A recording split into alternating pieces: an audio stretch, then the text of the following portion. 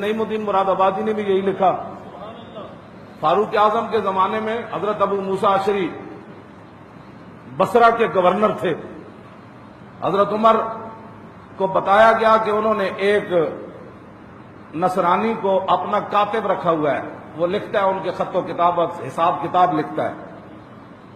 حضرت عمر نے ابو موسیٰ اشعری کو بلا لیا، گورنر کو بلا لیا، فرمایا تو نے ایک نصرانی کو یہ عہدہ کیوں دیا ہے؟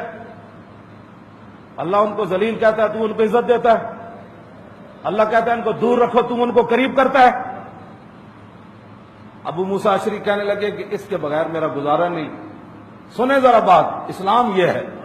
ابو موسیٰ اشعری کہنے لگے کہ اس کے بغیر میرے سلطنت نظام نہیں چل سکتا، یہ بڑا قابل ہے، مسلمانوں کے اندر ایسا بندہ قابل کوئی نہیں، اس لیے یہ میری مجبوری ہے اس نصرانی کو یہ عہدہ دینا۔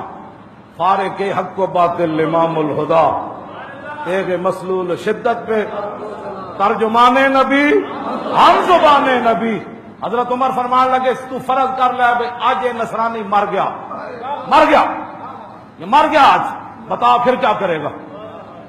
فرمایا جو اس وقت کام کرنا ہے سمجھ لے آج یہ نصرانی زندہ ہوتے مر گیا، متبادل مسلمان لے آج سیٹ پر۔ جب بات یہ ہو نا تو پھر اسلام اپنی آب و تاب کے ساتھ کسرا کے دروازے کھڑکا دیتا ہے۔